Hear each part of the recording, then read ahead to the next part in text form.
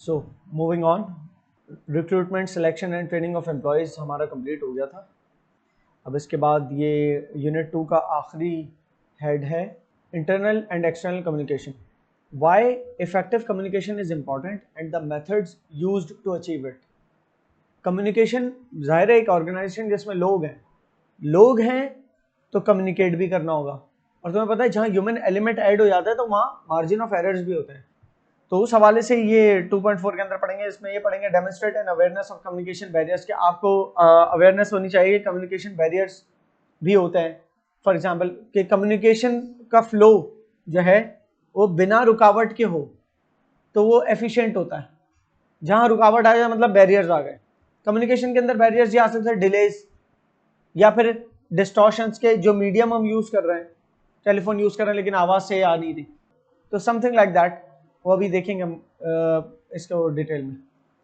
So here we start, internal and external communication, importance and methods of effective communication. Effective communication की क्या importance है और फिर methods क्या है। सबसे पहले इंपॉर्टेंस की बात करते हैं।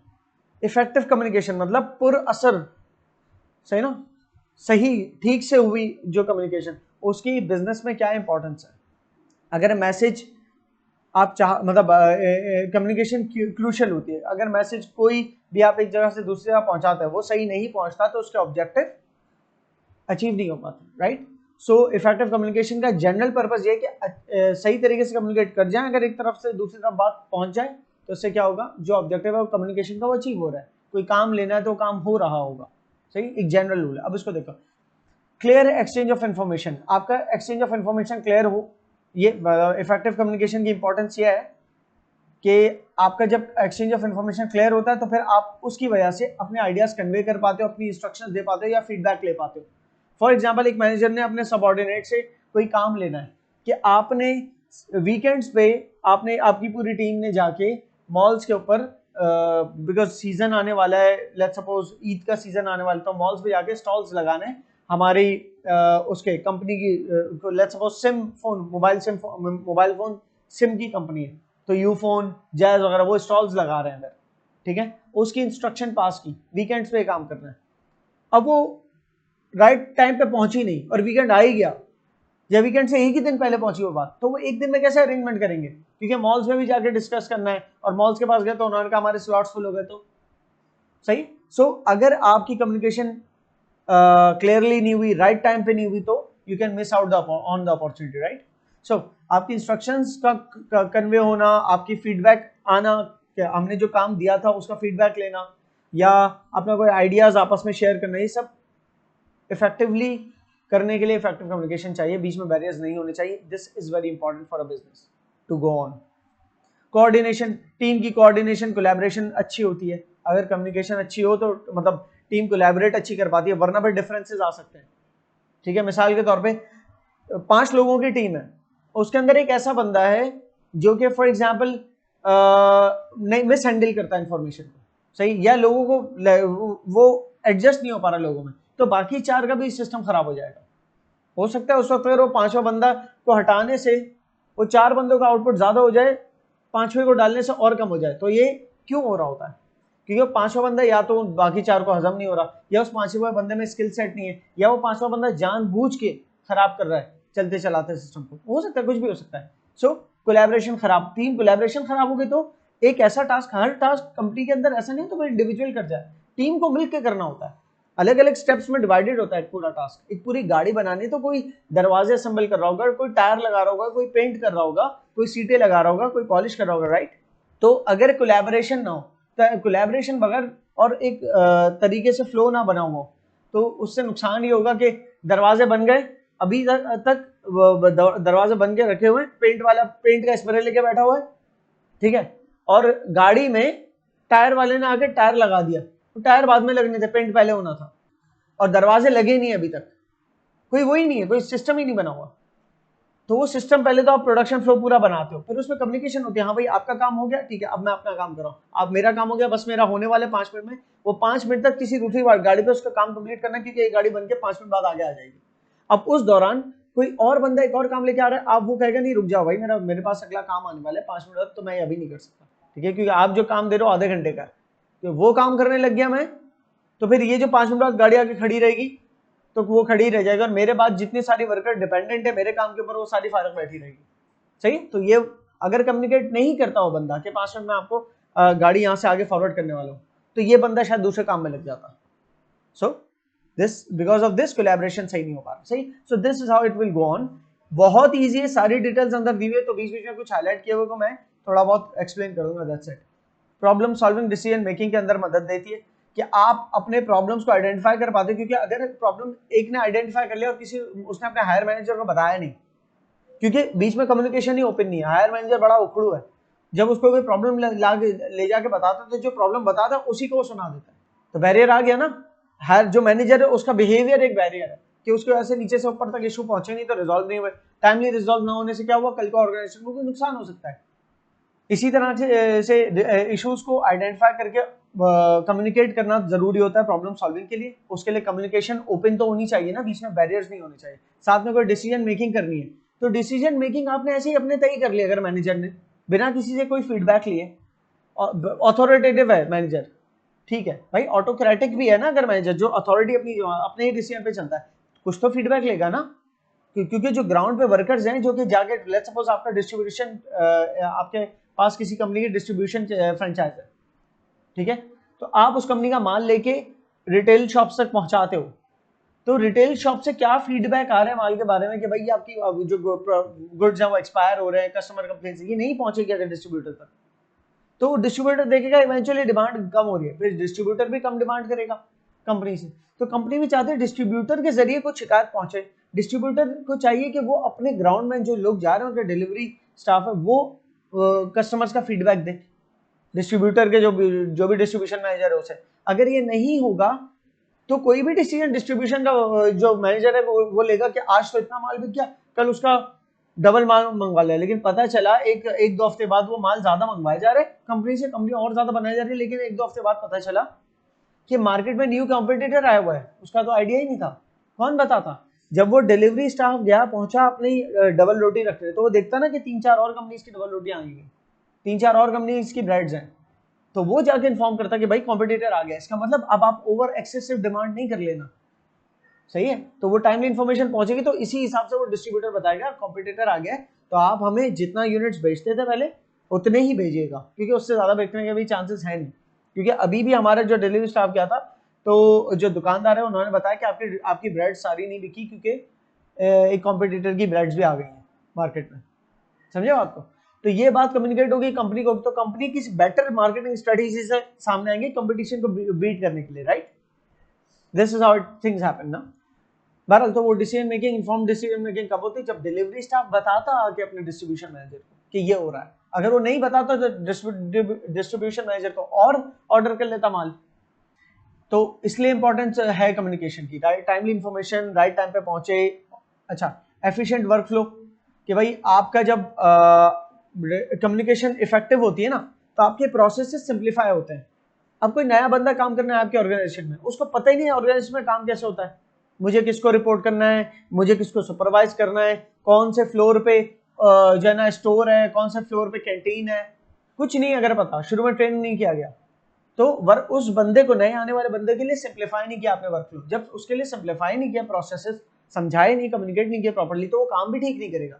वो काम नहीं ठीक कर पाएगा तो पूरा आपका वर्कफ्लो डिस्टर्ब हो जाएगा, आप कहोगे तुम्हारी वजह से वर्कफ्लो डिस्टर्ब हो गया, आपने उसको कम्युनिकेट ही नहीं किया ना पूरे तौर पे कि किस तरीके से आके ऑर्गेनाइजेशन के कल्चर को समझना था, काम करना था। अगर वो नहीं किया तो जो भी जिस तक भी कम्युनिकेशन करेक्टली नहीं पहुंची, तो उसके बाद कम्युनिकेशन करेक्टली नहीं पहुंचेगी, मिसअंडरस्टैंडिंग्स हो सकते हैं किसी किस्म की अगर इफेक्टिव ना हो कम्युनिकेशन। तो मिनिमाइजेस एरर्स, कम्युनिकेशन देखो अगर इफेक्टिव कम्युनिकेशन हो तो मिसअंडरस्टैंडिंग कम हो जाएगी, एरर्स कम हो जाएंगे, काम में डिले कम हो जाएगा, देखिए किसी किस्म का कम्युनिकेशन बैरियर ना होने से फायदे हैं।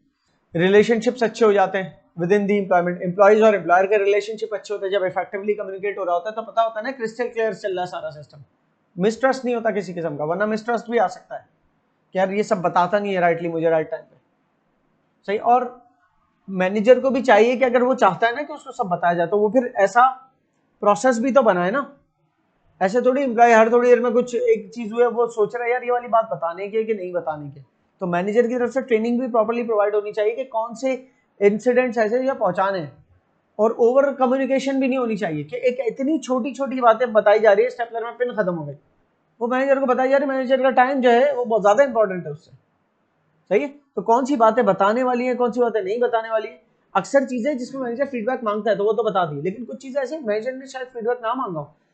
कॉमन सेंस तो होता ही है कि जो आपका सबऑर्डिनेट आपको अपने कॉमन सेंस से आके बताएगा, लेकिन कभी कभी ऐसा हो सकता है कि मैनेजर के लिए कॉमन सेंस है एक चीज, लेकिन उसका सबऑर्डिनेट के लिए शायद वो कॉमन सेंस नहीं हो, उसके सबऑर्डिनेट के लिए ऐसा हो कि यार पूछा ही नहीं है तो क्यों बताऊं, जबकि मैनेजर कल को उसको पता चलो कहेगा भाई आपने बताना था ऑब्वियसली, कॉम्पिटिटर मार्केट में है तो कॉमन सेंस की बात है मुझे बताओ, यार मुझे पता ही नहीं था कि ये बताना है। सही, तो कुछ चीजों पर ट्रेन करना पड़ेगा मैनेजर ने भी, और वो किससे करते हैं, अपने एक्सपीरियंस से करते हैं। इतना पढ़ के आ रहे होते हैं तो पढ़ाई जैसे आप लोग भी पढ़ रहे हो ना आज, तो पढ़ाई करके जा रहे हो तो अपने माइंड सेट लेके पहुंचोगे, तो कल को कोई भी सबऑर्डिनेट होगा उसको सब समझाओगे कि क्या क्या बातें बताने वाली है। रेपुटेशन इंप्रूव होती है, कम्युनिकेशन का एक इंपॉर्टेंस है कि शेयर होल्डर्स तक अगर कम्युनिकेट की जाए कंपनी के फाइनेंशियल स्टेटमेंट सही तरीके से, तो शेयर होल्डर्स को क्रेडिट मतलब वो बिजनेस को क्रेडिबल समझेंगे, वो डायरेक्टर्स को क्रेडिबल समझेंगे, तो वो फिर और डिमांड करेंगे ऐसी कंपनी के शेयर्स। ठीक है, one of the reasons actually वो और कंपनी के शेयर्स डिमांड करे तो इस पर डिपेंडेंट है कंपनी कैसा परफॉर्म कर रही है। कंपनी अच्छा परफॉर्म कर रही है तो शेयर होल्डर्स और डिमांड करेंगे, कंपनी अगर अच्छा नहीं परफॉर्म कर रही तो शेयर होल्डर्स मजीद डिमांड तो शायद ना करें, लेकिन कंपनी के बारे में ये पता चले कि कंपनी के डायरेक्टर सही मतलब है ना इंफॉर्मेशन फ्लो नहीं देते, फाइनेंशियल स्टेटमेंट्स में किसी किस्म की जो है ना गड़बड़ मचाता है, ऑडिटर ने पकड़ लिया, तो उससे क्या होगा, रेपुटेशन और गिर जाएगी कंपनी की। तो कल तक डिमांड शेयर होल्डर डिमांड करे ये तो दूर की बात, अब शेयर होल्डर बेचना चाह रहा है अपने शेयर्स के, भाई ये शेयर्स खरीदने वाला है कोई, तो शेयर की सप्लाई मार्केट में बढ़ गई, सब बेचना चाह रहे हैं, तो जब बेचने वाले ज्यादा खरीदने वाले कम हो तो प्राइस गिर जाते हैं उसके। सही, तो क्रेडिबिलिटी कम हो जाती है अगर ऐसी जगह जहां पर कम्युनिकेशन ट्रांसपेरेंट ना हो। ठीक है, और कम्युनिकेशन अगर इफेक्टिव होगी तो एक कंपनी इनोवेटिव भी हो सकती है। आप सही तरीके से कोई चेंज लेके आना चाह रहे हो ऑर्गेनाइजेशन के अंदर, तो उस चेंज के आने से पहले उसको उस चेंज की इंपॉर्टेंस कम्युनिकेट कर पाओ, और ये कम्युनिकेट कर पाओ कि जो लोग अगर चाहते हैं ऑर्गेनाइजेशन में तरक्की करना तो उनको इस नए सिस्टम को अडॉप्ट करना पड़ेगा, और ये प्रॉपरली कम्युनिकेट हो पाए, ये बात जरूरी नहीं सिर्फ बोल के हो, बाकायदा प्रैक्टिकल उसकी जो है ना वो करवानी पड़ेगी, प्रैक्टिकल एक्सरसाइजेस करानी पड़ेगी, उसको एग्जाम्पल के तौर पे बताना पड़ेगा कि कौन सी कंपनी के अंदर ये टेक्नोलॉजी अडॉप्ट की गई थी, तो उसमें जिन एम्प्लॉयज ने नहीं अडॉप्ट की गई थी तो वो इवेंचुअली उनकी प्रमोशंस नहीं हुई और वो पीछे रह गए या उनको निकाल दिया गया। सही, तो इससे क्या होगा, आपके ऑर्गेनाइजेशन के वो लोग जो चेंज को अडॉप्ट नहीं करना चाहते, जो मोटिवेटेड नहीं है, बस वो पुराने बैठे हुए उनको मजीद अकल नहीं चलाएं, तो वो भी मोटिवेट होंगे कि यार ये तो हमारी खुद की पोजीशन रिस्क पे आ जाएगी अगर हम लोगों ने हमने अडॉप्ट नहीं किया। तो ये आप कम्युनिकेट करोगे पहले फिर लेके आओगे चेंज। सही, तो इससे आपकी ऑर्गेनाइजेशन इनोवेटिव भी रहती है। Internal versus external communication, internal communication within the organisation होती है, एक्सटर्नल कम्युनिकेशन ऑर्गेनाइजेशन के अंदर से बाहर के दरमियान होती है। फॉर एग्जांपल ऑर्गेनाइजेशन की बैंक से कोई कम्युनिकेशन हो रही है, ऑर्गेनाइजेशन की कस्टमर से, अपने सप्लायर वो होता है जो ऑर्गेनाइजेशन को माल बेचता है, आपके बिजनेस को जो माल दे रहा है वो सप्लायर है, आप जिस बिजनेस को माल दे रहे हो आपका कस्टमर है। ठीक है, तो सप्लायर से कम्युनिकेशन, कस्टमर से कम्युनिकेशन, या बैंक से कम्युनिकेशन, या गवर्नमेंट से कम्युनिकेशन, या टैक्स अथॉरिटीज गवर्नमेंट की जो होती है उससे कम्युनिकेशन। सही, या आउटसाइड लोग जो कैंडिडेट अप्लाई कर रहे हैं जॉब के लिए उनके साथ कम्युनिकेशन, ये सारी एक्सटर्नल कम्युनिकेशन है। जॉब पे आ गए, जब तक वो जॉब पे नहीं आए तब तक भी उनके साथ एक्सटर्नल ही, जब वो एम्प्लॉय बन गए तो इंटरनल होगी। तो मैनेजर्स की आपस में कम्युनिकेशन जिसको कहते हैं लेटरल कम्युनिकेशन, आपस में सेम लेवल के मैनेजर्स आपस में कम्युनिकेशन कहते हैं, उसको लेटरल कहते हैं। जब मैनेजर से उससे सबऑर्डिनेट को कोई बात कम्युनिकेट की जा रही है वो टॉप डाउन है, और जब सबऑर्डिनेट से मैनेजर की तरफ कोई बात कम्युनिकेट हो रही है तो बॉटम अप है। यूजुअली टॉप डाउन क्या होते हैं, इंस्ट्रक्शंस, मैनेजर इंस्ट्रक्शंस देता है अपने सबऑर्डिनेट को। ठीक है, और सबऑर्डिनेट काम करके फीडबैक देता है तो वो बॉटम अप होता है। क्लियर है, मैनेजर भी फीडबैक दे सकता है, वो किस केस में, जब पूरे महीने एम्प्लॉय किस वक्त आया उसका फीडबैक मैनेजर एम्प्लॉय को दे रहा है कि भाई आप पूरे महीने इतने इतने इतने बजे आए हो, सो आपके परफॉर्मेंस फीडबैक ये रहा, तो परफॉर्मेंस फीडबैक मैनेजर देता है। लेकिन जो काम दिया गया है, परफॉर्मेंस फीडबैक तो ये होता है कि हमने आपको इतने टारगेट्स दिए थे, आपने इतने अचीव किए, ठीक है ना, आप टारगेट से कितना शॉर्ट है, ये सब कुछ बताता है। ये मैनेजर फीडबैक दे रहे हैं एम्प्लॉय की परफॉर्मेंस के ऊपर, बस ये एक मैनेजर का फीडबैक होता है। बाकी वरना फीडबैक कौन देता है, एम्प्लॉय देता है अपने मतलब सबऑर्डिनेट अपने ऊपर वाले मैनेजर को अपना मतलब फीडबैक देता है कि उसको कोई काम दिया गया तो उसके बदले वो उसको रिटर्न करके जॉब देता है कि मैंने जब आपने मुझे इंस्ट्रक्शन दी थी कि 5 कोटेशन लेके आनी है, हमें एक प्लांट मशीनरी मंगवानी है बाहर से, तो उसकी 5 सप्लायर से कोटेशन लानी है कि जो उस मशीनरी को सप्लाई कर सकते हैं, तो मैं 5 कोटेशन ये लेके आया, तो ये फीडबैक है ना दी हुई इंस्ट्रक्शन के ऊपर, तो ये बॉटम अप कहलाया। क्लियर? तो बहरहाल आपका इंटरनल वर्सेस एक्सटर्नल कम्युनिकेशन के अंदर उसका मकसद क्या होता है भाई? इंटरनल कम्युनिकेशन का मकसद ये होता है कि ऑर्गेनाइजेशन के अंदर जो सिस्टम है वो फ्लॉलेस रन हो, और एक्सटर्नल कम्युनिकेशन का मकसद क्या होता है? ऑर्गेनाइजेशन का ताल्लुक जो बाहर वालों से, एक्सटर्नल स्टेक होल्डर्स से, ठीक है ना, वो बरकरार रहे, वो टाइमली इंफॉर्मेशन फ्लो, आपस में डिस्कशन हो। ऑडियंस इंटरनल में लोग ऑर्गेनाइजेशन के अपने एम्प्लॉयज होते हैं, एक्सटर्नल में ऑडियंस सप्लायर हो सकता है, कस्टमर हो सकता है, बैंक हो सकता है, जो ऑर्गेनाइजेशन के अंदर के लोग नहीं होते। एग्जाम्पल्स क्या है? अच्छा, इंटरनल कम्युनिकेशन की मिसालें हैं कि आप इंस्ट्रक्शंस दे रहे हो अपने एम्प्लॉयज को, एम्प्लॉयज जो है अपडेट्स प्रोवाइड कर रहे हैं कि हमने ये काम यहाँ तक पहुंचाया, कंपनी की पॉलिसीज, मैनेजर जो है अपने सबऑर्डिनेट को बता रहा है कि आज से कंपनी की पॉलिसी लेट आने पे ये हो गई है, ठीक है, ये इस तरह की छोटी छोटी कोई भी चीज आती है ना, वो उसके मेमोज देते हैं, मैनेजर्स अपने सबऑर्डिनेट्स को मेमोज देते हैं। मेमो मतलब ये होता है प्रिंटेड डॉक्यूमेंट भी बांट सकते हो, वैसे बांटते नहीं है प्रिंटेड डॉक्यूमेंट्स, या तो नोटिस बोर्ड पे लगा दिया, एम्प्लॉयज के पोर्टल पे मेमो आ गया, या ईमेल के ऊपर कोई मेमो आ गया, इमीडिएटली ऑर्गेनाइजेशन के अंदर कुछ हो रहा है ना, तो उस हवाले से जो भी इंफॉर्मेशन आती है एक मेमो के तौर पे होती है। सो इंटरनल कम्युनिकेशन इस तरह से होते हैं within the organisation. External communication क्या होती है? अपने सप्लायर को अपने सप्लायर को ऑर्डर देना होता है कि हमें फॉर एग्जांपल रॉ मटेरियल चाहिए, ठीक है, हम क्रिकेट बैट्स बनाते हैं, तो हमने सप्लायर जो है उसको ऑर्डर देके लकड़ी मंगवानी होगी जिस लकड़ी का हम बैट बनाते हैं, सही, ग्रिप्स मंगवानी होंगी जो ग्रिप्स बैट पे चढ़ती हैं, ठीक है, पॉलिश मंगवानी होगी जिससे बैट को फिनिश करके पॉलिश किया जाता है, राइट। और फिर सप्लायर्स हमारे पास ऐसे भी होंगे जो हमारे मशीनरी के सप्लायर्स होंगे, मशीनरी मंगवानी होगी जो बैट को शेप देगा, घिसेगा, पॉलिश करने में मदद देगा, राइट। ये सारे सप्लायर्स और कस्टमर्स कौन है? कस्टमर्स वो बिजनेसेस हैं जो बैट्स बेचते हैं आगे, अब वो होलसेलर बिजनेस भी हो सकते हैं, रिटेल शॉप्स भी हो सकते हैं जो हमसे खरीद के बैट्स आगे बेचते हैं। तो कस्टमर्स से कम्युनिकेशन क्या होगी?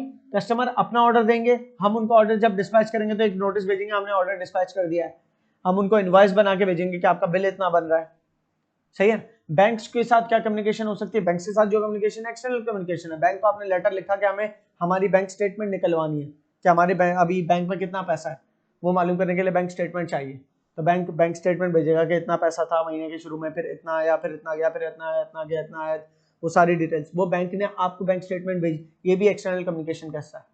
क्लियर है? सो एक्सटर्नल कम्युनिकेशन आगे गवर्नमेंट से हो सकती है कि गवर्नमेंट ने टैक्स आपकी जो है ना क्या कहते हैं टैक्स असेस करना है, गवर्नमेंट ने आपसे कहा कि आप अपना टैक्स रिटर्न जमा कराएं कंपनी का। ये सब समझ तो आप गए, ऐसे मिसालें देने के लिए बताया जा रहा हूँ ताकि हर चीज को अलग से समझ। अच्छा जी, तो हमारे पास पहले हमने देखा इफेक्टिव कम्युनिकेशन और उसकी इंपॉर्टेंस हो गई, ठीक है ना। उसके बाद benefits and limitations of different communication method. अब कम्युनिकेशन मेथड्स अलग अलग होते हैं और उनके फायदे और नुकसान। कम्युनिकेशन कैसे हो सकते हैं? फेस टू फेस हो सकती है, रिटन में हो सकती है, ईमेल्स के जरिए, मेमोज के जरिए, ठीक है ना, फोन कॉल्स के जरिए हो सकती है, वीडियो कॉन्फ्रेंस कॉल्स हो सकती हैं, कम्युनिकेशन ही है ना। और क्या हो सकता है? मैसेज कर सकते हैं, इंस्टेंट टेक्स्ट मैसेज कर दिया, व्हाट्सएप ग्रुप बना दिया, स्लैक एक कम्युनिटी है जिसके ऊपर काम कर सकते हो आप। अपने स्लैक के ऊपर, स्लैक अपने बिजनेस के अंदर जैसा व्हाट्सएप है ना, तो समझ लो बिजनेस अगर स्लैक यूज करते हैं, यूजुअली सॉफ्टवेयर हाउस वगैरह या कंसल्टेंसी फर्म स्लैक यूज करते हैं, उसके अंदर पूरी टीम है ना एक तरफ आके कम्युनिकेट कर रही होती है। माइक्रोसॉफ्ट टीम्स की तरह के सॉफ्टवेयर यूज कर सकते हो, कोलैबोरेशन टूल्स कहलाते हैं सारे, कि जिसके अंदर अपनी सारा वर्कफ्लो कम्युनिकेट करते हो। इसी तरह सोशल मीडिया साइट्स हैं जिसके जरिए कम्युनिकेशन हो सकती है। जब इंटरनल एक्सटर्नल सब शामिल है इसमें भी, अब इंटरनल एक्सटर्नल को अलग नहीं करे, वो तो ऊपर था। तो कम्युनिकेशन इतनी तरह की हो सकती है, ठीक है। सोशल मीडिया के जरिए नहीं कम्युनिकेट कर सकते कि हमारी कंपनीज में जॉब्स ओपन हुई है, हमारी कंपनी में जॉब्स ओपन हुई है, तो सोशल मीडिया पे लिंक्डइन के ऊपर आप पोस्ट डाल लो कि हमारी कंपनी में जॉब की वैकेंसीज आई हैं, या क्या ये कम्युनिकेट ही कर रहे हो। तो सोशल मीडिया एक मीडियम ऑफ कम्युनिकेशन हुआ। इसी तरह बहुत सारे medium of communication, phone calls, video conferencing, ये सब शामिल है इसमें, ठीक है। तो सबके अपने फवायद और नुकसान आता है। मिसाल के तौर पे फेस टू फेस में बंदे को हाजिर होना पड़ता है फिजिकली, तो कॉस्ट ज्यादा है उसमें। अगर एक्सटर्नल चलो विद इन ऑर्गेनाइजेशन तो वो आ ही रहा है, तो आपने फेस टू फेस बुला लिया अपने रूम में, उसमें भी उसको फिजिकली तो हाजिर होना पड़ा, अपना काम छोड़ के आना पड़ा, ठीक है। आप उस वक्त अगर उस एम्प्लॉय को एक छोटा सा मैसेज देना था, आप उसके एक्सटेंशन पे कॉल मिला लेते, लेकिन आप कहते हो कि यार ये एम्प्लॉय ऐसा है, महीने में एक दफा बुलाता हूँ मैं अपना ऑफिस, तो फजूल में आप उसको उसके फोन क्यों लगा के दोगे, फिर तो आप उसको ऑफिस में बुला लोगे। लेकिन ऐसे रोज 50 दफा बुलाना पड़ता है, तो फिर आप फोन लगाओगे उसके लिए। समझ आ रही? जैसे पेन होता है एक ऑर्गेनाइजेशन का, जो सारे आप उसको सारे ये वाले काम देते हो, फोटोकॉपी कर दे या टी सर्व कर दे, या मिसाल के तौर पर किसी भी किस्म की स्टेशनरी वगैरह जो है प्रोवाइड करनी है किसी को, तो वो ला के देता है, ये सारे काम करता है वो। तो उस पेन को आप 100 दफा बुलाते हो, तो उस पेन को एक एक्सटेंशन देते हो, रिसेप्शनिस्ट को एक एक्सटेंशन देते हो, क्योंकि रिसेप्शनिस्ट बाहर से कॉल रिसीव करता है और फिर एक्सटेंशन डायल करके देता है इंटरनली, जिसके वो कॉल जिसके लिए होती है उस तक पहुंचाता है, या मैसेज देता है कि फलां साहब अभी बिजी हैं, तो वो उन तक नहीं पहुंचाता और बोल देता है कि वो बिजी है। तो रिसेप्शनिस्ट जो है उसको आपने फराम करना पड़ेगा फोन। तो डिपेंड करता है सिचुएशन के ऊपर कि आपने किसको किस मीडियम के साथ ट्रीट करना है। सो फेस टू फेस तब चलती है जब वो बेनिफिशियल हो, क्योंकि फेस टू फेस के अपने नुकसान भी ये कि टाइम कंज्यूमिंग होती है, बंदे को बाकायदा बुलाना पड़ रहा है, और फिर जो बंदे को फेस टू फेस कम्युनिकेशन के लिए बुला रहे हो वो आ रहा है अपना बहुत इंपॉर्टेंट अर्जेंट काम छोड़ के आपके पास आ रहा है, और आपका काम इतना अर्जेंट नहीं था, वो खाली आपको एक बात बतानी थी। तो वो बात जो बतानी थी आप मैसेज भी कर सकते थे, वो एनी टाइम जब फ्री होता मैसेज देख लेता। तो उसमें फेस टू फेस को सिलेक्ट करना सही नहीं होता, इमीडिएट चीजों को करने के लिए फेस टू फेस ज्यादा बेहतर है। अच्छा, वीडियो कॉन्फ्रेंसिंग है, वो भी फेस टू फेस नुमा होती है, फोन कॉल से थोड़ी बेहतर होती है। उसके अंदर आप सामने अपने एक्सप्रेशंस के साथ बात कर सकते हो, अपनी स्क्रीन शेयर कर सकते हो, अपना डाटा शेयर कर सकते हो। सो सबके अपने फायदे और नुकसान हैं।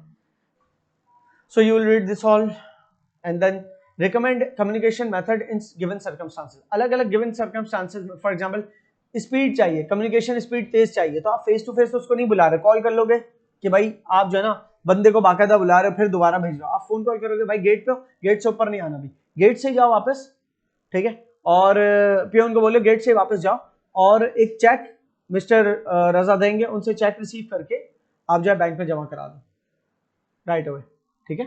तो ये उसके लिए आना जाना नहीं, उसको ऑन द स्पॉट करवा दिया काम, क्योंकि वो अमाउंट आज ही रिफ्लेक्ट करानी थी, बैंक बंद होने वाला है और बैंक में कॉल करके ऑलरेडी बोल दिया है कि एक चेक आने वाला है, तो आप उसको प्लीज प्रायोरिटी के ऊपर, क्योंकि बैंक के अगर आप अच्छे क्लाइंट हो, बैंक के लिए कंपनीज बड़ी मायने रखती हैं, क्योंकि वो अच्छा बिजनेस देती है, बहुत अच्छा खासा पैसा रखा होता है कंपनीज का बैंक से, तो रिलेशन अच्छा होता है बैंक के साथ कंपनीज का, तो वो प्रायोरिटी पे काम करती है कंपनीज के लिए, तो कॉल करके भाई एक चेक आने वाला है, so just hold for that. ये नहीं कि बैंक ने अपना सिस्टम रोक के रखा हुआ है पूरा उस चेक के लिए, लेकिन वो जो है एक्सपेक्ट करेंगे वो चेक आने वाला है, तो कोई और दूसरा काम उस वक्त होगा ना, तो वो चेक आएगा, पहले उसको क्लियर करेंगे ताकि उसी डेट के ऊपर वो चेक जो है वो जमा हो जाए बैंक अकाउंट के अंदर, ताकि वो अमाउंट रिफ्लेक्ट हो जाए उसी डेट पे, उसी डेट में नहीं हो रही तो एक दो दिन के अंदर एज सुन एज पॉसिबल हो जाए अमाउंट। तो नीड स्पीड जब रिक्वायर्ड होती है तो फोन पे हो जाता है। जब आपको कॉस्ट इफेक्टिव मेथड करना होता है कि यार कॉस्ट ज्यादा ना लगे, ऐसे कम्युनिकेट करना है, तो फिर आप फॉर एग्जाम्पल आप कह रहे हो यार मैं पम्फलेट छाप के या प्रिंट निकाल के सबको मेमो बांटूं, इससे बहुत ज्यादा बेहतर है, सबको बांटने से ज्यादा बेहतर, या तो एक प्रिंट निकाल के नोटिस बोर्ड पे लगा दूं, या तो मैनेजर से बोल दूं कि वो अपने सबऑर्डिनेट्स को खुद कम्युनिकेट कर दें, अगर बहुत अर्जेंट चीज है तो मैनेजर से कहूंगा खुद कम्युनिकेट कर दे, लेस अर्जेंट है तो सबको उनकी ईमेल एड्रेसेस पे भेज दूंगा कि जब वो ईमेल एड्रेस खोलेंगे तब देख लेंगे उस कम्युनिकेशन को, लेकिन कॉस्ट बच जाएगी इससे। लेकिन कोई इतनी अर्जेंट है कि कॉस्ट भी जेब से जा रहा है पैसा, तो कोई जाता रहे।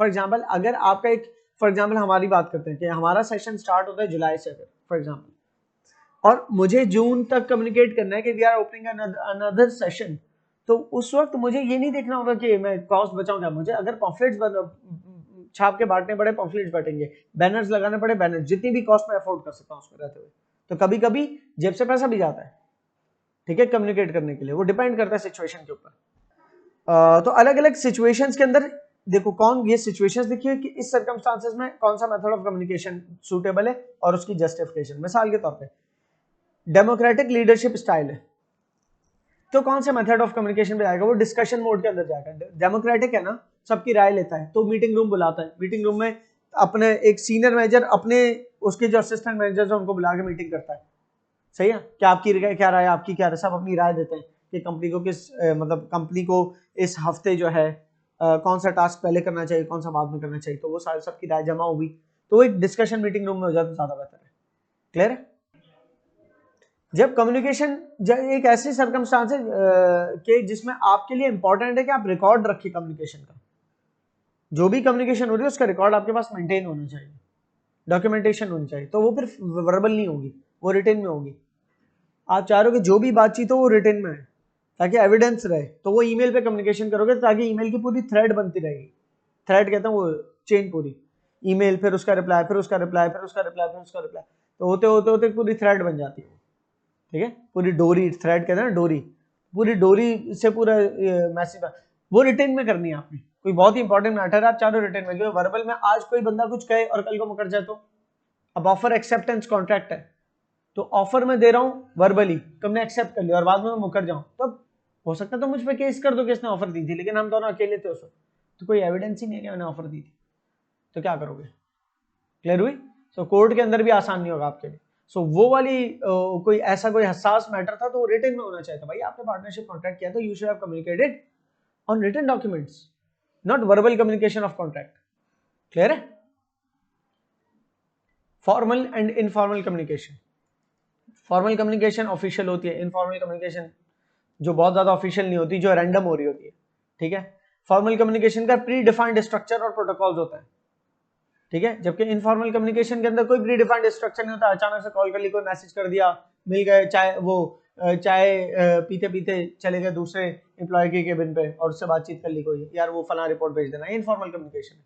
लेकिन बाकायदा ईमेल के जरिए करेगा, मुझे जो है सेल्स रिपोर्ट चाहिए इस हफ्ते की, तो फॉर्मल कम्युनिकेशन आपने बाकायदा यूज किया, क्योंकि आपने ईमेल यूज किया।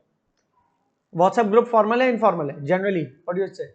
अगर कंपनी ने असाइन किया कि कोई भी, फॉर एग्जाम्पल अगर एचआर डिपार्टमेंट ने कहा कि किसी किस्म की भी नोटिफिकेशन है ऑफ्स के जरिए, कोई भी अगर हॉलीडेज के जरिए कोई मेमो जारी करना है हमें, तो हम व्हाट्सएप ग्रुप पे कर देंगे, ईमेल भी करेंगे लेकिन व्हाट्सएप पे भेजेंगे, तो व्हाट्सएप उस वक्त फॉर्मल कहलाएगा, क्योंकि बाकायदा कंपनी ने उसको अडॉप्ट किया था फॉर्मल टेक्नोलॉजी। और अगर नहीं एम्प्लॉयज ने मिलकर खुद अपना एक ग्रुप बना दिया जिसमें सारी इन्फॉर्मेशन शेयर करते हैं, तो it will not be called formal. तो जो फॉर्मल कम्युनिकेशन होते हैं उसका प्री डिफाइंड स्ट्रक्चर होता है, उसका फॉर्मेट भी बल्कि डिफाइंड होता है कि फॉर एग्जांपल अगर कंपनी एक्सटर्नल कम्युनिकेट करेगी किसी भी स्टेक होल्डर से, सप्लायर से या कस्टमर से, तो कंपनी अपने लेटर हेड के ऊपर करेगी। लेटर हेड क्या होता है? जिसपे टॉप पे कंपनी का नाम लिखा होता है, बॉटम पे कंपनी का, टॉप पे नाम और एड्रेस लिखा होता है, या कुछ हिस्सा बॉटम पे भी लिखा होता है, वो लेटर हेड होता है कंपनी का। तो कंपनी के लेटर हेड पे कोई भी बात अगर मिल रही है तो इसका मतलब फॉर्मल है। अगर बिना लेटर हेड के कुछ भी मिल रहा है ना, तो वो सप्लायर कस्टमर समझ जाएगा कि इनफॉर्मल है, ये फॉर्मल नहीं है, ये बाकायदा भी लेटर हेड पे कंपनी के आएगा, वो सिर्फ एक ड्राफ्ट है। ड्राफ्ट जो होता है ना, वो एक ऐसी इनफॉर्मल पहली कॉपी होती है, अगर वो अप्रूव्ड होते हैं, हाँ ये सही ड्राफ्ट है, तो फिर उसको लेके आते हैं किसके ऊपर? लेटर हेड के ऊपर, और फिर उसको दिया जाता है। अगर हमें पार्टनरशिप कॉन्ट्रैक्ट करना है तो पहले हम ड्राफ्ट के ऊपर करेंगे कि भाई ये इस तरह से कोई चेंजेस करने तो बता दो। सो you will read this all again. Informal communication colleagues, friends वगैरह के दरमियान हो जाती है। ठीक है, अच्छा, फॉर्मल कम्युनिकेशन जो है मैनेजर्स, एम्प्लॉयज, अब वही कोलीग्स हैं, वही दोस्त हैं, लेकिन ऑफिस के अंदर ऑफिशियल पैरामीटर्स के अंदर शामिल होंगे। ऑफिस में भी इनफॉर्मल कम्युनिकेशन होती है, ऐसा नहीं होती, लेकिन जब ऑफिस के अंदर हो रही है तो फिर वो एज अ कोलीग्स नहीं कर रहे, वो एक ऑफिशियल दो एम्प्लॉय टू एम्प्लॉय कम्युनिकेशन हो रही है। जब फॉर्मल वाली, फॉर्मल की लैंग्वेज भी फॉर्मल होती है, कोई आपके जो ना ऐसे मुहावरात इस्तेमाल नहीं हो रहे होते आपकी इंफॉर्मेशन का। रिपोर्ट जिस तरह करते हो ना, एक फैक्ट को रिपोर्ट कर रहे हो आप, तो उसमें आगे पीछे की बातें नहीं जोड़ते, तमीज़ें नहीं बांधते। फॉर्मल कम्युनिकेशन में तमीज़ें नहीं बांधी जाती।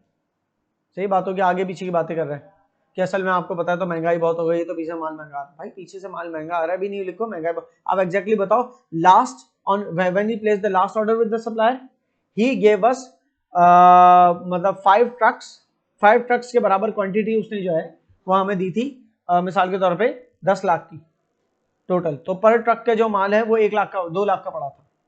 ठीक है, इस दफा उसके रेट जो 15 लाख पे चले गए 5 ट्रक से, तो पर ट्रक का माल 3 लाख तक जा रहा है। तो this is reporting the facts.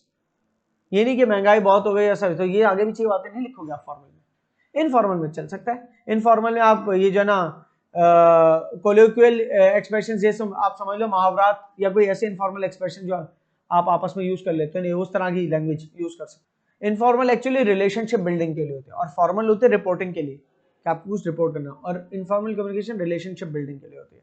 Direction of communication पीछे हमने पढ़ ली। ऊपर से नीचे की तरफ डायरेक्शन है तो टॉप से डाउन है, टॉप डाउन कम्युनिकेशन कहलाए। नीचे से ऊपर है तो बॉटम अप है। जैसे ये वाले एरो बने हुए हैं ना, चीफ एग्जीक्यूटिव से उसके मैनेजर्स तक, उसके अंडर जो मैनेजर है उसके अंडर मैनेजर से उनके अंडर से अंडर, ये ऊपर से नीचे एरो जा रहा है टॉप डाउन, तो वो होती है इंस्ट्रक्शंस। बॉटम अप क्या होती है? फीडबैक्स या राय मांगी गई है आपसे, तो आप अपनी राय दे सकते हैं, क्योंकि हमारा डेमोक्रेटिक लीडरशिप स्टाइल है, तो आप अपनी राय दें। और लेटरल होती है आपस में, सेम लेवल के एम्प्लॉयज आपस में जो कम्युनिकेट करते हैं वो लेटरल। ठीक है, साइड बाय साइड कम्युनिकेशन कहलाती है लेटरल। तो upward communication, downward communication, lateral communication. ठीक है, सबके अपने पर्पस लिखे हुए हैं, फ्लो बताया हुआ। फॉर एग्जांपल फ्लो क्या होता है, अगेंस्ट द फॉर्मल चेन। भाई चेन ऑफ कम्युनिकेशन क्या ऊपर से नीचे होती है, तो जो अपवर्ड कम्युनिकेशन है वो नीचे से ऊपर है, तो जो चेन फ्लो नीचे होता है ना, ऊपर से नीचे फ्लो होता है, उसके अगेंस्ट डायरेक्शन मतलब उसके ऑपोजिट डायरेक्शन में होती है अपवर्ड कम्युनिकेशन, नीचे से ऊपर हो रही होती है। ठीक है, तो against the formal chain of communication command, इसका मतलब चेन ऑफ कमांड ऊपर से नीचे होती है जनरली, उसके ऑपोजिट डायरेक्शन में नीचे से ऊपर कम्युनिकेशन होती है अपवर्ड, और डाउनवर्ड जो होती है along the formal chain of command, जिस तरह से ऊपर से नीचे चेन ऑफ कमांड चल रही है उसी तरीके से कम्युनिकेशन भी नीचे जा रही है।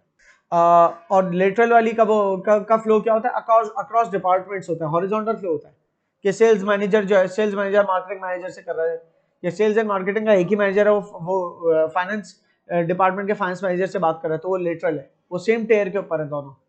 ठीक है, टेयर मतलब लेवल, फर्स्ट टेयर, सेकंड टेयर, थर्ड टेयर, ये लेवल्स होते हैं, सेम लेवल के ऊपर जो कम्युनिकेशन कर रहा है वो लेटरल है। लेटरल की रिक्वायरमेंट कब हो सकती है, जैसे जॉइंट प्रॉब्लम सॉल्विंग, कोई एक ऐसी प्रॉब्लम जो मिलकर हल करनी है तो एक लेवल के बंदे बैठ के डिस्कस करेंगे ना उसमें।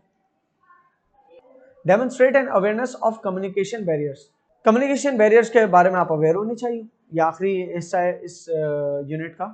Communication barriers and ineffective communication, देखो कम्युनिकेशन बैरियर का ताल्लुक किससे, इनइफेक्टिव, जितने बैरियर्स होंगे उतनी कम्युनिकेशन इनइफेक्टिव हो जाएगी, जितनी रुकावट है उतनी इनइफेक्टिव कम्युनिकेशन। अब कम्युनिकेशन के 4 की कंपोनेंट्स होते हैं, बात कोई कम्युनिकेट करनी होती है इसके 4 की कंपोनेंट है, एक सेंडर ऑफ इंफॉर्मेशन होता है, एक रिसीवर ऑफ इंफॉर्मेशन होता है, लेकिन सेंडर ऑफ इंफॉर्मेशन से डायरेक्ट रिसीवर तक नहीं पहुंचती, बीच में मीडियम ऑफ कम्युनिकेशन भी होता है कि जिस चीज को यूज करते हुए इंफॉर्मेशन पहुंचाई गई। तो सेंडर ऑफ इंफॉर्मेशन ने किसी मीडियम को यूज करते हुए रिसीवर ऑफ इंफॉर्मेशन को कोई इंफॉर्मेशन पहुंचाई और रिसीवर ने कंफर्म किया फीडबैक के जरिए क्या मुझ तक पहुंच गई। तो 4 कंपोनेंट्स हो गए, sender, medium, receiver and feedback. Clear है? एक व्हाट्सएप मैसेज है, उसमें सेंडर है जो मैसेज भेजने वाले, मीडियम क्या है, व्हाट्सएप ग्रुप या व्हाट्सएप जो भी हमारी चैट है, रिसीवर कौन है, जिसको मैसेज भेजा जा रहा है, और फीडबैक क्या है, डबल टिक ब्लू टिक आता है, वो भी एक फीडबैक है, या वो बंदा रिप्लाई कर दे तो वो एक फीडबैक है। क्लियर आ गई? अच्छा, तो इन चारों में से कुछ भी प्रॉब्लम हो, कोई भी चीज के साथ प्रॉब्लम, तो आपकी कम्युनिकेशन जो है वो इनइफेक्टिव हो सकती है। सही है? सो फेलियर ऑफ कम्युनिकेशन के लिए इन चारों का दुरुस्त, इन चारों में से कुछ भी खराब हो, फेलियर हो जाती है कम्युनिकेशन। अब हो प्रॉब्लम विद द सेंडर, अगर मैसेज भेजने वाला एक डिफिकल्ट लैंग्वेज यूज कर रहा है, टेक्निकल टर्म्स का इस्तेमाल कर रहा है, टेक्निकल टर्म्स मतलब टेक्निकल जार्गन्स कहलाते हैं। अगर मैं अपनी फील्ड में डॉक्टर हूँ, मेरे पास कोई पेशेंट आया, तो मैं एक लेमैन की जबान में नहीं बोल रहा, बल्कि टेक्निकल टर्म्स यूज कर रहा हूँ, एक आम इंसान की जबान में नहीं बोल रहा, मैं टेक्निकल टर्म्स यूज कर रहा हूँ बहुत ज्यादा। ठीक है ना, कि पेशेंट को लिम्फोसार्कोमा ऑफ द इंटेस्टाइन हो गया है, तो वो बिल्कुल एक ऐसी बात है कि बहुत ज्यादा टेक्निकल है, वो समझेगा नहीं पहले तो। ठीक है, अवॉइड जार्गन्स। इसलिए इसका देखो प्रॉब्लम विद द सेंडर ये कि डिफिकल्ट जबान यूज कर रहा है, तो उसका हल क्या है भाई, ना यूज करो डिफिकल्ट जबान, अवॉइड करो। बहुत जल्दी बोल रहा है और अनक्लियरली बोल रहा है और कोई स्ट्रक्चर्ड तरीके से नहीं बता रहा, कभी ऊपर की बात करता है, कभी नीचे की बात करता है, कभी साइडवेज बात करता है। फॉर एग्जांपल भाई आपकी कंपनी का काम क्या है, भाई हमारी कंपनी टेबल टेनिस के जो ना रैकेट्स बनाती है, हम मतलब स्पोर्ट्स बिजनेस में, जैसे इंडोर स्पोर्ट्स के अंदर कभी बॉलें चाहिए होती हैं तो हमसे खरीदते हैं। ठीक है, और यह है कि इलेक्ट्रॉनिक स्पोर्ट्स आजकल बहुत इन होता जा रहा है। भाई आप कहाँ किस तरह से फ्लो है आपकी बात का, कभी कहाँ की बात करो, कभी कहाँ। अब स्पोर्ट्स हमारी मेन मार्केट है, हमारे जो भी स्पोर्ट्स खेलते हैं वो हमारे मेन कस्टमर्स हैं। हम इंडोर आउटडोर दोनों स्पोर्ट्स की जो एक्सरसाइज फराम करते हैं और इक्विपमेंट फराम करते हैं, और अब हमने साथ में ई स्पोर्ट्स भी खोल दिया, इलेक्ट्रॉनिक स्पोर्ट्स भी। तो इंडोर के अंदर हम जो है table tennis, badminton, snooker, XYZ अपने की 5-6 मार्केट वो बता दी जो प्रोडक्ट्स सेल करते हैं, और आउटडोर के अंदर हम क्रिकेट, फुटबॉल, बास्केटबॉल वगैरह वगैरह। तो ये आप फ्लो कर रहे हो, फ्लो डाउन सही हो रहा है, राइट। लेकिन अगर ऐसा ना हो, प्रॉपर फॉर्मेट में ना हो रहा हो, बहुत क्विकली बोल रहे हो, अनक्लियरली बोल रहे हो, तो सेंडर के साथ प्रॉब्लम, मैसेज देने वाला ही ठीक नहीं, तो प्रॉब्लम वो बात कैसे पहुंचेगी। तो इसका हल ये कि प्लान करें पहले, उसके बाद मैसेज दें एक प्रॉपर तरीके से। सही। और आपको अगर नहीं समझ में आ रहा तो आज के दौर में तो आई कीप सेइंग दिस कि आज जिस तरह से हम क्लास ले रहे हैं, तो चैट जीपीटी इज लाइक अपने इनिशियल फेजेस में, ठीक है, तो उसमें भाई अपनी उल्टी सीधी बात लिख दो, उसको बोल दो भाई फ्लो डाउन कर दो इसको, लेकिन उससे सीखो। पहले खुद सोचो कि मेरा क्या लॉजिकल स्ट्रक्चर है, फिर उससे रिफ्रेश करवा लो। आज टेक्नोलॉजी के यूज से ही चीजें बड़ी आसान हो गई। सेंडर जो है गलत मैसेज दे रहा है, जिसको जो पहुंचाना चाहिए वो मैसेज नहीं पहुंचा रहा, या गलत रिसीवर चुन लिया, भेजना किसी को था किसी और को पहुंचा दिया। सेंडर के साथ मसला है ना, तो डबल चेक करे वो अपना मैसेज, पहले तो यही मैसेज देना है और जिसको देना वो सही है, डबल चेक कर ले ईमेल कि जिसको मैं बैंक स्टेटमेंट भेज रहा हूँ किसी और को तो नहीं भेज रहा बैंक स्टेटमेंट। समझ रहे हो, एबीटी एसोसिएट्स की जगह मैंने अबाउट कंपनी लिमिटेड को भेज दी। ये बैंक के मैंने वो उसका काम है, बैंक में जो भी एजेंट बैठा हुआ है जो स्टेटमेंट देने के लिए जिसको कांटेक्ट किया गया तो सब वो डबल चेक करेगा, अगर वो सही नहीं भेजता तो उसका मसला है। फिर टू लॉन्ग मैसेज, बहुत बड़ा मैसेज दे दिया कि मेन पॉइंट ही ग्रास्प नहीं हो पा रहे। एक मीटिंग रखी उसमें बहुत बड़ा मैसेज, बहुत लंबी मीटिंग रख ली तो मेन पॉइंट ही ग्रास्प नहीं हो पाई, ये भी इफेक्टिव नहीं है। या चलो बहुत लंबी मीटिंग है, कम से कम उसके की नोट्स तो बने हुए ना, बाद में मिले, वो की नोट्स भी नहीं मिल रहे। और फिल वक्त मैं आपको बताऊं, देखो माइक्रोसॉफ्ट टीम्स जैसे कई सारे सॉफ्टवेयर है जिनको यूज करके आप, गुड मीट भी एक स्टार्टअप है इंडिया के अंदर, तो उनको यूज करते हो अगर कोलैबोरेट करते हो, कोई वीडियो कॉन्फ्रेंसिंग करते हो, तो आप अपनी बातचीत करते रहो, कोई नोट्स टेकिंग ना करे, वो सॉफ्टवेयर खुद ही आपकी बातचीत में से आर्टिफिशियल इंटेलिजेंस को यूज करते हुए की नोट्स बना लेगा, आपकी लैंग्वेज को रिकॉग्नाइज कर लेगा, उसको ट्रांसलेट कर लेगा इंग्लिश के अंदर, उसको बनाने के लिए। बहरहाल लेकिन आप मैनुअली अगर सोचो तो मीटिंग को, मैसेजेस को कंसाइज रखो, ब्रीफ रखो और क्लियर रखो, बहुत ज्यादा टेक्निकल टर्म्स ना यूज करो, सिर्फ उसके साथ यूज करो टेक्निकल टर्म्स जो समझेगी। अच्छा, सेंडर के साथ प्रॉब्लम्स तो हमने देख ली और उनके हल देख लिए। प्रॉब्लम्स विद द मीडियम भी हो सकता है कि जो मीडियम आप सिलेक्ट कर रहे हो मैसेज पहुंचाने के लिए, वो मीडियम अगर सही ना हो। फॉर एग्जांपल, आपने कोई ऐसा मीडियम सिलेक्ट किया, अर्जेंट मैसेज पहुंचाना है और आपने किसी को दे दिया फिजिकली पहुंचाने के लिए कि खत पहुंचा दो, भाई अर्जेंट कॉल करो और बता दो ना यार। कोई ऑफिशियल डॉक्यूमेंट है उसके लिए कॉल करके बता रहा हूं भाई, उस ऑफिशियल डॉक्यूमेंट के लिए बाकायदा डॉक्यूमेंट देना पड़ेगा, आपको कोर्ट में डॉक्यूमेंट फिजिकली प्रेजेंट करना होता है। ये थोड़ी कि आपने जो ना अपने लॉयर को फोन करके बता दिया ये लिखा हुआ है, लॉयर ने बता दिया भाई उस फलाना डॉक्यूमेंट में ये लिखा हुआ पार्टनरशिप एग्रीमेंट में, आपका जो जज है वो कहेगा आप मेरे पास एग्रीमेंट ला के दो, बिना एग्रीमेंट कैसे आ गया इसके अंदर। अच्छा, मीडियम अगर ऐसा है, बहुत मैसेज भले छोटा सा हो लेकिन long chain of command, long chain of command कह रहा हूँ, चेन ऑफ कमांड के लिखा होगा यहाँ, चलो चेन ऑफ कमांड, वैसे चेन ऑफ कमांड जरूरी नहीं है, चेन ऑफ कमांड तो वो होती है जो हायरार्की होते हैं ऑर्गेनाइजेशन के अंदर, तो उसमें भी मैसेज ट्रैवल करता ही है ना। लॉन्ग चेन हो जिसमें मैसेज पास थ्रू कर रहा है तो मैसेज डिस्टॉर्ट हो सकता है और फिर फीडबैक रिसीव ना हो तो भी। अगर ऐसा होता इसी चेन के अंदर, मैंने पर्सन ए ने पर्सन बी को जो मैसेज दिया और पर्सन बी ने वो दोहरा दिया कि आपका यही मैसेज था, तो एरर्स के चांस कम हो जाएंगे।